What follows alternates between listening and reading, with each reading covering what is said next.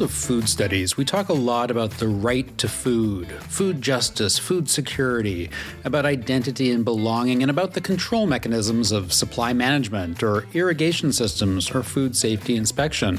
These are big concepts and very related to power. The power of collective sovereignty and freedom, and the power of control over the self.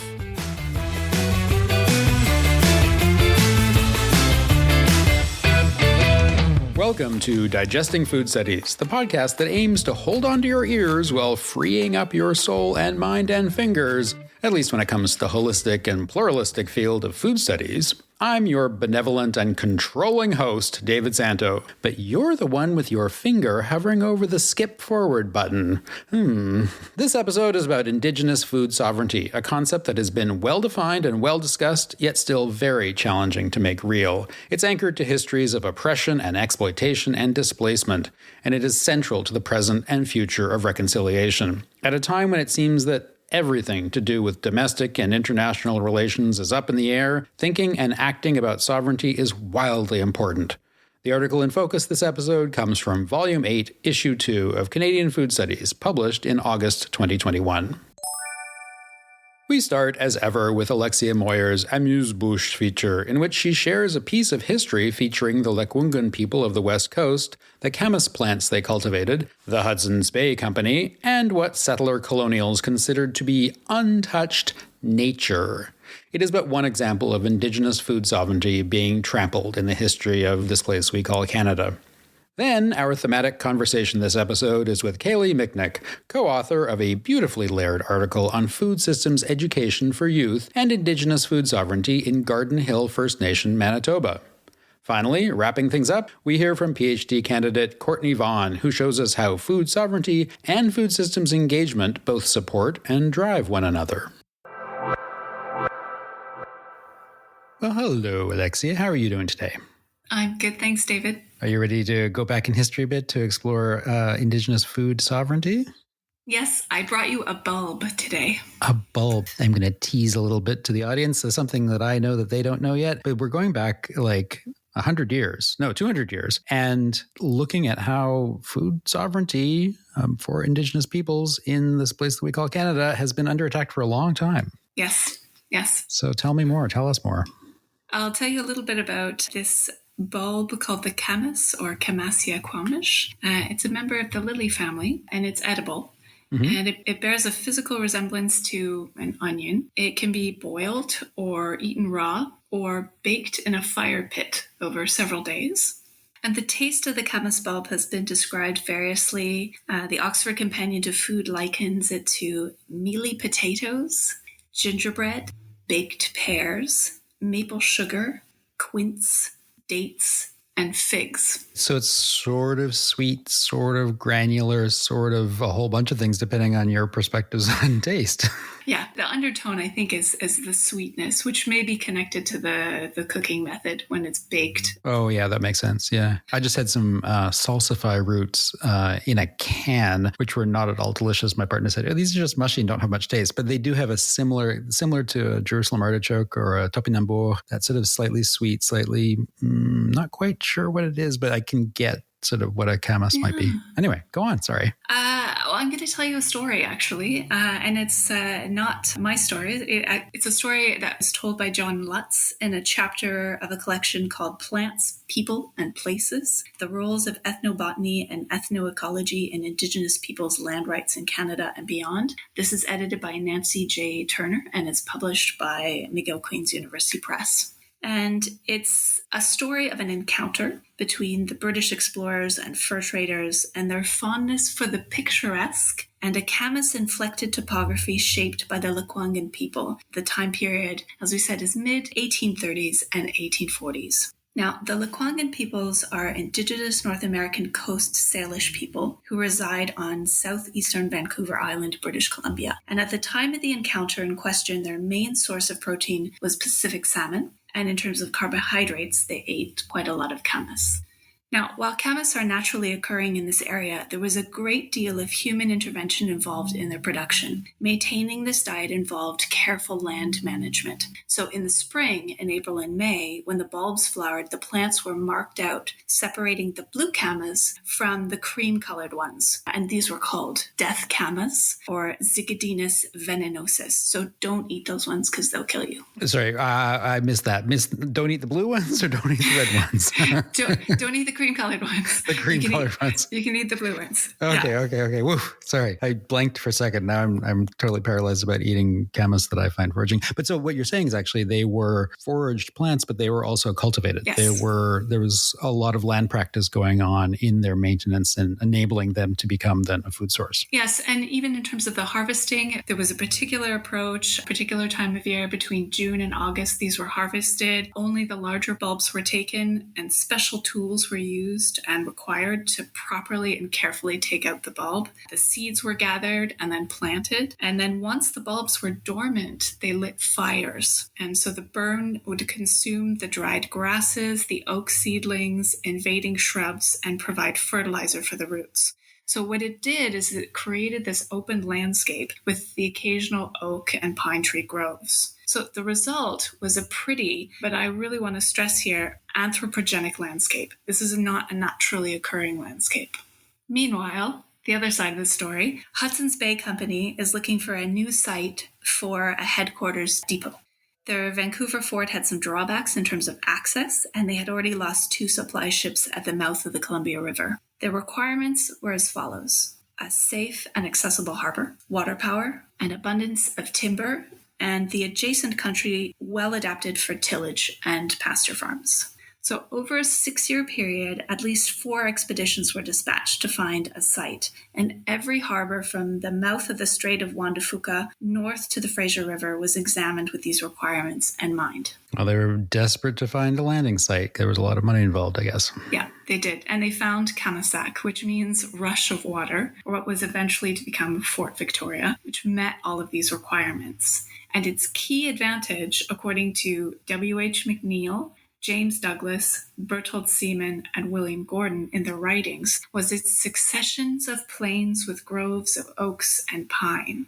Mm-hmm. Not noticing that there was a lot of stuff growing under the ground. Exactly. And they're all using the same kind of vocabulary to describe the place. One describes it as a perfect Eden, a perfect Elysium, or one could hardly believe that it was not a work of art, and as enchantingly beautiful as the most elegantly furnished pleasure grounds in England.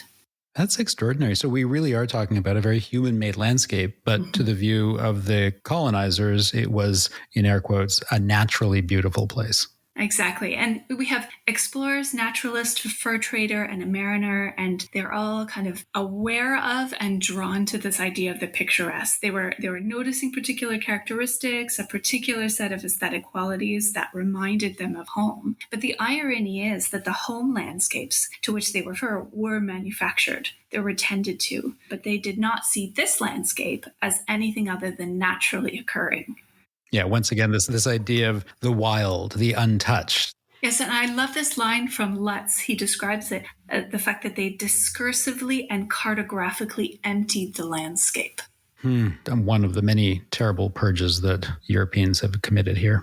The second irony is that ultimately the tillable land that they thought they had found was not quite adapted to their purposes, and they found it further on in the forest areas beyond. But their increasing presence in the area challenged food sovereignty of those who had occupied the land for thousands of years. And in its place, they built a pretty English village named after a queen, the English one, and not the queen root of this clime, which is how the Salish described camas. Oh, that's terrible and beautiful at the same time. Mm-hmm. Yeah. So if you want to read the whole article, please go and see the original in this amazing book. We'll include it in the show notes. Thanks so much. Thank you.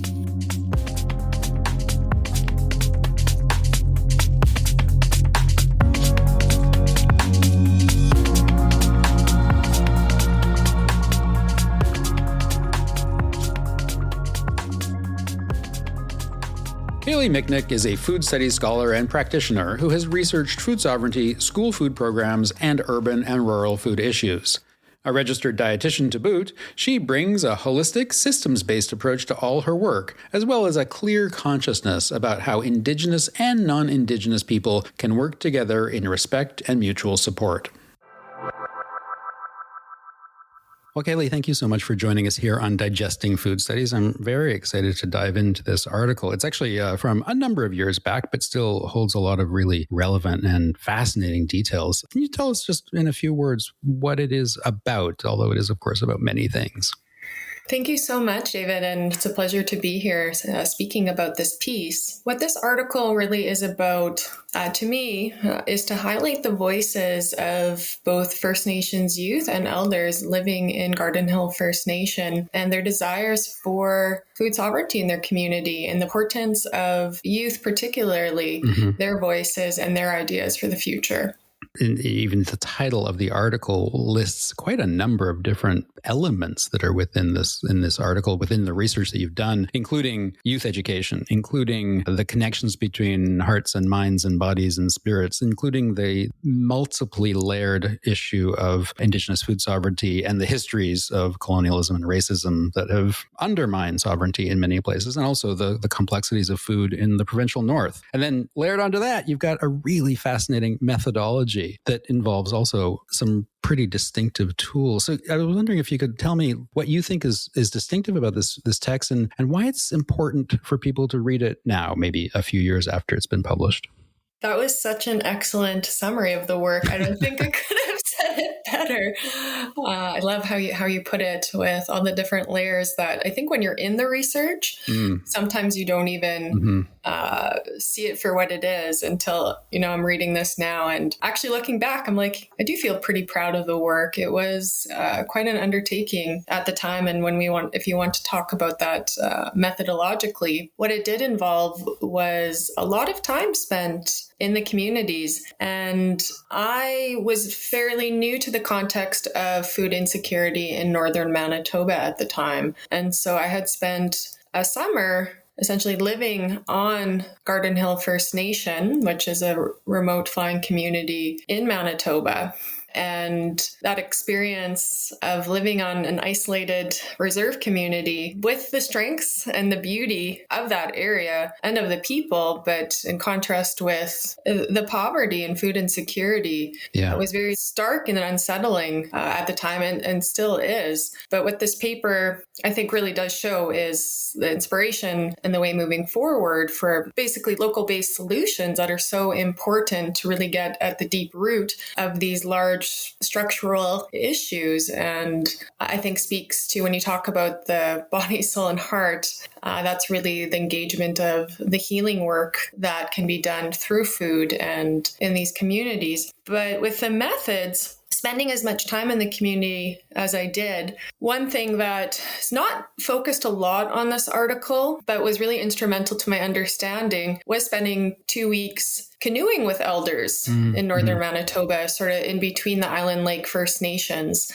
with the wish to document through GIS story mapping a traditional canoe route that community members would have taken to travel in between the communities upwards up until about the 1950s. And it was through that experience, which was embedded in the time interviewing elders and knowledge keepers and working with youth on the community farm and doing a photo voice project, I was also embarking on this canoe trip. And that intimate time without cell phones was really a large part of coming to know the meaning of food and coming to know the connection to the land and the connection of language and food, the land, and healing and cultural revitalization. That was probably the most meaningful and significant personally, which the title really speaks to my heart in that way. But I would say that participatory engaged nature was really the key part of that underpinned all the methodology, which, like I said, spoke to more those traditional interview-based approaches. But then the photo voice methodology was new for me within this project. And that was also chosen as sort of a way to stretch across culture and language in those communities, the first language is OG Cree, with English actually as a secondary. Mm-hmm. So some of the photo voice was there also to help in the expression of what youth knew about food in their communities, as well as their participation and reflections on working on a community farm in order to improve and work towards food security, as well as some of these messy problems around finding employment in their communities where there's not a lot of jobs. Sure, yeah. So the photo voice was part of connecting across cultures, as well as allowed us to have some research materials that actually helped with revitalization of language learning. So we had the research photos that are talked about in the article that were then translated into OG Cree with sort of short statements on that talked about meacham, which is the word for food in OG Cree. Mm-hmm. And so the photos were then turned into language learning devices that were left at the community farm and were used in tours of the farm from community members to talk about the food that was growing, as well as learning the traditional language on the farm. So there were so many spin-offs, which I loved. I think that was the most amazing part, that one thing sort of bridged into something else. And that could only be done through the time and relationship building. Yeah, for sure. And slowing down, as you say, getting rid of cell phones, which tend to isolate things from other things, whether it's information or people. That wholeness that you describe around language and place and food and interaction, sort of the performance of traditional practices, performance of new practices, but being in a relationship, being together slowly, which is something that is so rarely practiced in a lot of research, hopefully a little bit more in food studies research in Canada and Indigenous territories now, but it's very unusual, let's say, to take that much time to do the work. And then the benefits, as you mentioned, also then spin out in multiple really interesting and important ways. I thought it was also fascinating that whereas you used photo voice and photo elicitation in this research process, they don't appear in the article. And that's also, I think, surprising to some readers' minds that, well, if you captured the data, why not use it? But you have said also it was used in community. It just wasn't used in the article. And that was a question I also had for you, because you mentioned that the research was conducted within the OCAP protocol of doing research with and about Indigenous knowledge, Indigenous communities, Indigenous ways of knowing and of being. And OCAP, for listeners who don't recognize the acronym, stands for Ownership, Control, Access, and Possession. It's a whole process that researchers, particularly settler colonial researchers, are learning to engage in so that they're not conducting what has historically been very extractive research methods. And so I thought, to me, that tied in the fact that the photos weren't there, but the photos are still in community, that there is a lot of data and knowledge that has been saved in community, that's being used by community rather than being presented outwardly to a bunch of food studies readers like me. Yeah, I would say there's a lot more to this article than meets the eye because of that. Articles often, and maybe it's just the method of delivery and the written word, but they're usually, the peak of the mountain and the base is so much more and so much deeper, but it needs to be there in the sort of relational work in which this article really, really is.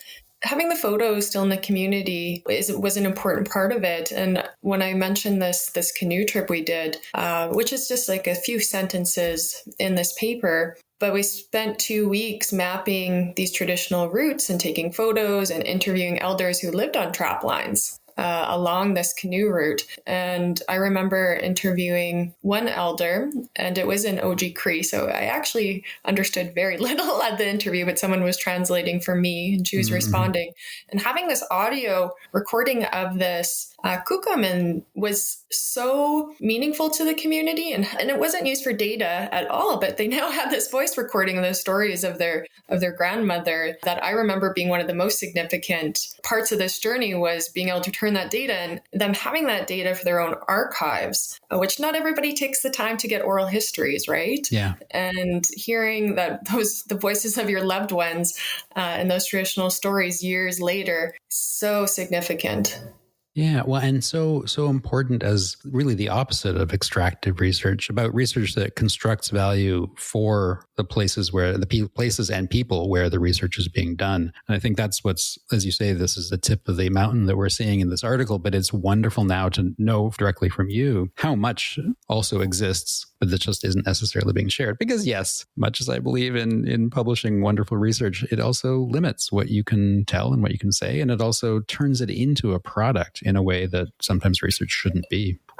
So what's going on now? This was 4 years ago that we published it. You've presumably been doing many different things since then. Has this research, this article, or other work that you've been doing continued to grow and expand? Or are you going into new directions? Since I finished this project, which was part of my master's research at the University of Manitoba a number of years ago, I have now moved towards more research within school food programs and more urban contexts. So an urban context certainly is different than some of this more northern remote work that I conducted in the past. But a lot of the lessons I learned through this research, which I think predominantly involve working in good relationship between non-Indigenous and Indigenous peoples, being a white settler to this land, I have carried forward with me in all contexts in which I work, including in urban centers where many Indigenous people are found, students in our schools. And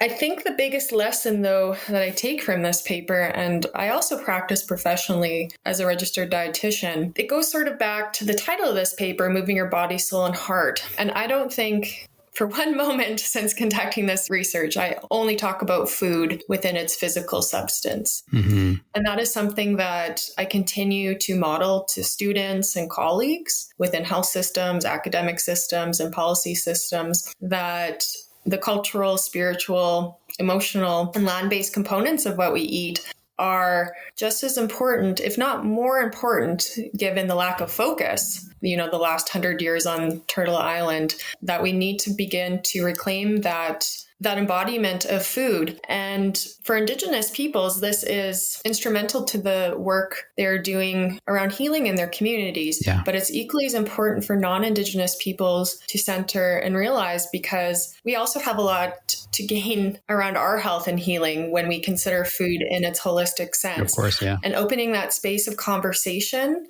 to engage in our own minds and then across traditions and cultures with Indigenous peoples, I really believe is a way forward. So as much as, and we know reconciliation is not just healing of Indigenous peoples, but it's the healing of a colonial system that affect us all. As much as I work and contribute to the strengths and the resiliency within Indigenous communities, focusing on myself and leading others within more white spaces is equally important, if not more, because often we're our own barriers, our own greatest challenges towards the health and healing of our communities and planets. You say it so beautifully, and let us all hopefully be transformed by the work that we do in the ways that you have been, and take this as a model for how any research anywhere, whether it's on food or other stuff, can help us think better, do better, act better. Thank you so much for joining us, and thank you for this wonderful article, and I can't wait to read more. Thank you so much.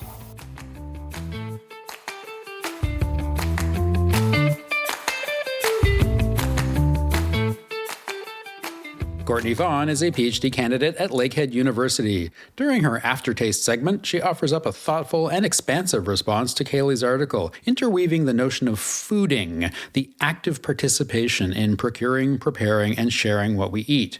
It's an idea that brings together humanity, the land, air, and waters, our histories, and everything that is to come. Ani, bonjour, hello. My name is Courtney Vaughan, and I am a Métis woman from just outside of Boating or Sault Ste. Marie. I am a PhD candidate in the Health Sciences Department at Lakehead University, and my current research focuses on Lake Superior watershed health, with an emphasis on building equitable dialogue and supporting Indigenous-led water care in the Upper Great Lakes. Much of my work focuses on land-based methodologies and pedagogies, or research and education, and connecting people to land more broadly. I am in particular interested in how the canoe can act as a vessel for building equitable relationships between people, as well as between humans and our more than human kin. Michnik's article was incredibly interesting to me.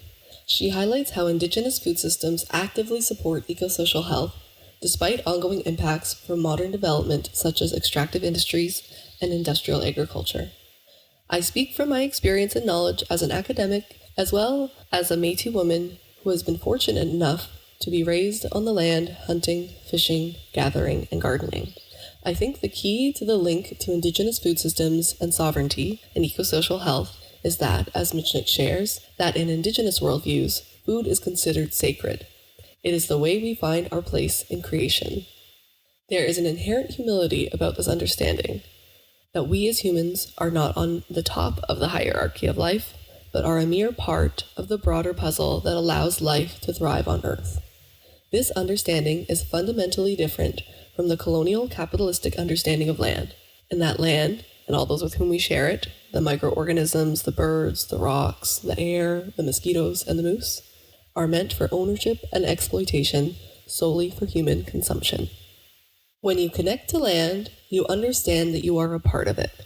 When you are on the land long enough, silent enough, and with the guidance from the people who have connected to the land before you, you see the impacts of your actions and the actions of our species on everything we touch. With such a worldview, you see that using toxic mosquito spray on your lawn doesn't just get rid of what we would deem pests, but without mosquitoes, the birds, bats, frogs, and fish have less food, and may too be poisoned by the mosquito spray. Moreover, you wonder how that spray impacts you and your family. If the spray runs off after a rain into the local water system, is it filtered out by municipal water systems? Or if you are in a well, does the ground sufficiently filter it out? If the spray reaches fish populations, does the toxin stay in their bodies? And is it transferred to us when we eat the fish through bioaccumulation? We are all connected in the cycle with what we eat. Because Indigenous people have long-standing and multi-generational relationships to specific places, this knowledge and way of living is intimately passed down from generation to generation. Getting youth on the land is a key piece to this intergenerational knowledge transfer. However, due to residential schools, forest relocations, language loss, and the various colonial impacts on Indigenous peoples on Turtle Island, this is not always an easy task. I have been very fortunate to participate in many land-based opportunities, including those passed down to me from my family, as well as community-based programs. From these experiences, as well as through the teachings of many Indigenous leaders and scholars, it becomes abundantly clear to me that in order for us to start seeing ourselves as humans inside of the web of life, but we must go out and actually participate in the web of life. Food, or rather fooding, or the act of getting, processing, preparing, and feasting, is one of the most intimate and accessible ways for us to do just that, whether it be through participating in a community garden or going on the land with our family to hunt. Not only is this process healing for the land, but it is also healing for individuals and communities. Instead of a hierarchical system, we create a circular system, a positive feedback loop where humans heal the land and the land heals humans. It is through fooding in this way that we reimagine, or rather remember, who we are as a species and our roles and responsibilities to all our more than human kin. This is how we dismantle colonialism, the colonial mentality of hierarchy and ownership. This is how we build healthy communities and a healthy earth. So go outside, connect with the land, community, and food, and see for yourself what healing emerges. Miigwech, merci. To be sovereign is not to be isolationist, nor autonomous, nor separate, at least not in my interpretation. Instead, it's really about being part of larger systems, while also not letting those systems take away your control, your sense of self, and the meaning that each of us both creates and shares through equitable participation.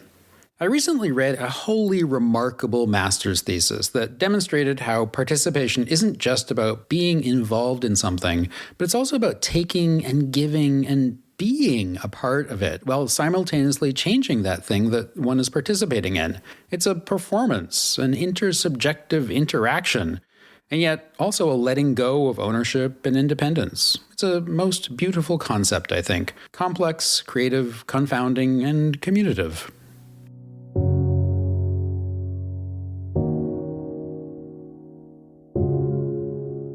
My very sincere thanks to our engaged and expressive guests, Alexia Moyer, Kaylee Michnik, and Courtney Vaughan. Our executive producers are Rachel Engler-Stringer, Laurence Godin, Charles Levko, Phil Loring, and Kristen Lowett. I'm David Szanto. Check out the show notes for links mentioned during the podcast, as well as a very lovely illustration of the beautiful but deadly cream-colored camas. Then like, subscribe, and comment on the show, please, so that everybody can tune in and digest a little food studies with their breakfast. What is it about the wild, the natural, the picturesque that seems to occupy so many contemporary hearts and minds?